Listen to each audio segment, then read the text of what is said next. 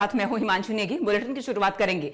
सिरमौर जिले के शिलाई क्षेत्र में कथित अवैध वन कटान को लेकर सियासत तेज हो गई है। आपको बता दें, नेता प्रतिपक्ष जयराम ठाकुर ने मामले को गंभीरता से लेते हुए बताया सरकार और वन विभाग से तुरंत कार्रवाई और निष्पक्ष जांच की मांग की। उन्होंने कहा, जंगल हिमाचल की प्राकृतिक धरोहर है और अवैध कटाई पर सख्त रोक लगानी चाहिए। वहीं स्थानीय लोगों ने भी प्रशासन से तुरंत कार्रवाई की मांग की।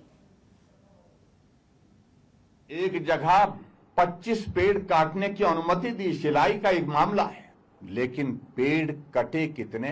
300 पेड़ों से ज्यादा पेड़ कटे हैं।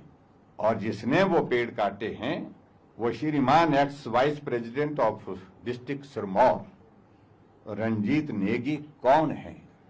उनको राजनीतिक संरक्षण दिया जा रहा है। FIR दर्ज हुई है, लेकिन FIR में कहा गया है कि रात के अंधेरे के कारण हम पूर्ण रूप से पेड़ों की गिनती नहीं कर पाए। क्या जवाब है? ये डिपार्टमेंट के, फॉरेस्ट डिपार्टमेंट और पुलिस डिपार्टमेंट की ओर से जो FIR दर्ज हुई है उसमें जिक्र किया। और नियम के हिसाब से जो मैं एक बात जरूर कहना चाह रहा हूं, जो HP ट्रांजिट रूल जो है 2023 का 2023 के, उसके रूल के अनुसार जो नोटिफिकेशन हुआ है उसमें प्राइवेट लैंड से आपको ज्यादा से ज्यादा सिर्फ 3 पेड़ काटने की अनुमति मिल सकती है और पेड़ कटे 300 से ज्यादा।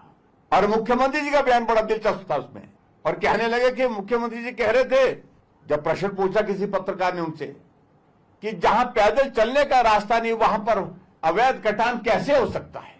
पेड़ कटे हुए जमीन पर धराशायी हुए पड़े हैं, वीडियो उसकी बनी हुई है, लेकिन उसके बावजूद कह रहे हैं कि वहां तो जाने का रास्ता नहीं है, वहां पेड़ कैसे कट सकते हैं, अवैध कटान कैसे हो सकता? बहुत विचित्र परिस्थिति है। और नियम के मुताबिक मैं आपको कह रहा हूं, जब इस प्रकार का अवैध कटान होता है, जो 25 पेड़ काटे गए हैं वो भी फॉरफिट होते हैं, और जो मामला बनता है तो 300 पेड़ों का बनता है, तो पेनल्टी के साथ साथ में कार्रवाई जो होती है, FIR बनती है, तो वो 300 पेड़ की ही बनती है। 300 से ज्यादा जितने पेड़ कटे सबकी बनेगी, और जिसकी परमिशन दी वो भी उसमें शामिल होंगे। क्या मुख्यमंत्री जी में हिम्मत है कि उनके खिलाफ कार्रवाई करें? क्योंकि वो एक मंत्री के बहुत नजदीक और निजी आदमी। कार्रवाई नहीं होगी, लेकिन हम कह रहे हैं कि आप अभी कार्रवाई मत करना चाहते हैं, मत करिए, लेकिन 1.5 साल के बाद निश्चित रूप से कार्रवाई उसमें होगी, जब आपकी सत्ता इस प्रदेश में नहीं होगी। एक और मामला है, मंडी जिला का मामला है फॉरेस्ट का, जिसको लेकर के विधानसभा के अंदर भी चर्चा हुई थी। मैं उस पर बहुत ज्यादा बोला नहीं।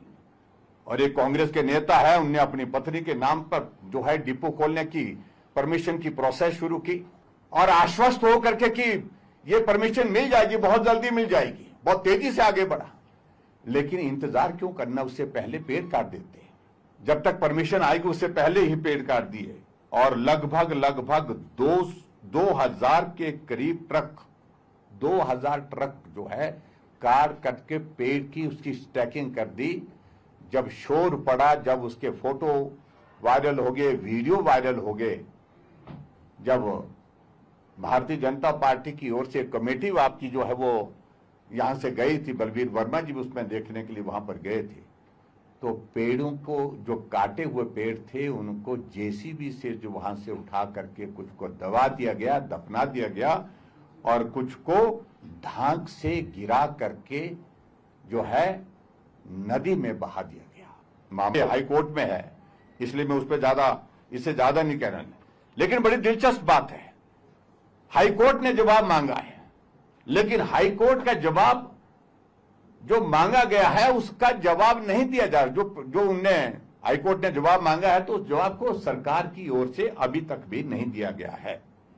ग्लेरिंग एग्जाम्पल ऑफ करप्शन, इससे ज्यादा नहीं हो सकते आप।